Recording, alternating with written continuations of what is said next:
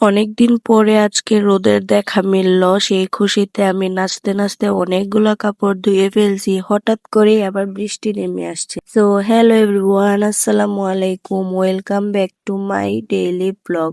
আপনাদের সবাইকে আমার নতুন আরো একটা ভিডিওতে ওয়েলকাম। আশা করি আপনারা সবাই অনেক ভালো আছেন। আলহামদুলিল্লাহ, আপনাদের দোয়া ও ভালোবাসায় আমরাও ভালো। আজকে অনেক রোদ উঠছিল, তারপরে সেই খুশিতেই আমি 2 বালতি কাপড় প্রথমে ধুয়ে দিয়েছিলাম। এখানে ধুয়ে দেওয়ার কিছুক্ষণ পরে আবার বৃষ্টি নেমে আসছে। তারপরে কাপড় চোপড় সব ঘরে নিয়ে এসে এখন হাঁসগুলোকে খাবার দিলাম। আজকে হাঁসগুলো ঢং করতেছিল, তাই আমি ঘরে চলে আসছি। বিছানা চাদরটা পাল্টাতে হবে, অনেক দিন হয়ে গিয়েছে বিছানা চাদরটা আমি পাল্টাই না।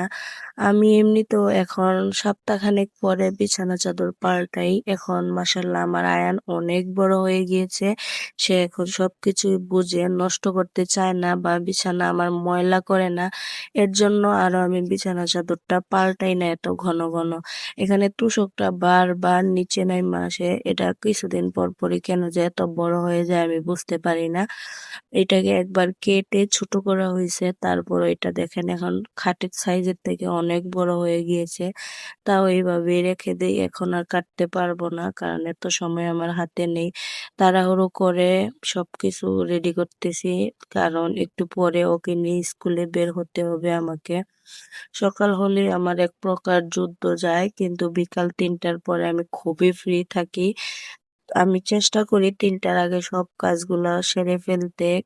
স্কুল থেকে আয়ান আসলে ওকে গোসল করানো, খাওয়ানো, নিজের গোসল, নামাজ, তারপরে ওকে নিয়ে একটু শোয়া, ওকে দুপুরে ঘুম পাড়াই। এর জন্য আরেকটু তাড়াহুড়ো হয়ে যায়। সকালবেলা উঠেই তো সে মসজিদে পড়তে যায়, তাই আমি চেষ্টা করি দুপুরে ওকে ঘুম পাড়ানোর জন্য। এটা ওর ছোটবেলা থেকে আমি অভ্যাস করে নিয়েছি। এখানে বিছানা চাদর পাল্টানো শেষ করে বালিশের কভার পরে তারপরে সবকিছু রেডি করে নিলাম। বিছানা চাদরের সাথে আমার কাভারের কোনো ম্যাচ নাই, কারণ এগুলা সিঙ্গেল কাভার আমি কিনেছি এইভাবেই।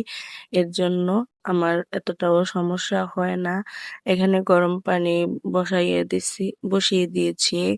বিছানা চাদর গরম পানি দিয়ে ধুইলে আমার কেন জানি মনে হয় যে ময়লাটা খুব তাড়াতাড়ি কেটে যায়। এই তো আমার এলোমেলো বিছানা গোছানো শেষে। এটা হচ্ছে গোছানোর ফাইনাল লুক। কেমন হয়েছে জানাবেন। তারপরে চলে আসছে বিছানা চাদরগুলো ভিজিয়ে রাখবো, ওকে স্কুলে দিয়ে এসে তারপরে এগুলা ধুবো। এখন তাকে আমি রেডি করে নিচ্ছি। তার মন সবসময় এভাবে খারাপ থাকে, স্কুলে যেতে চায় না কেন জানি। প্রতিদিন স্কুলে যাওয়ার সময় তার মন খারাপ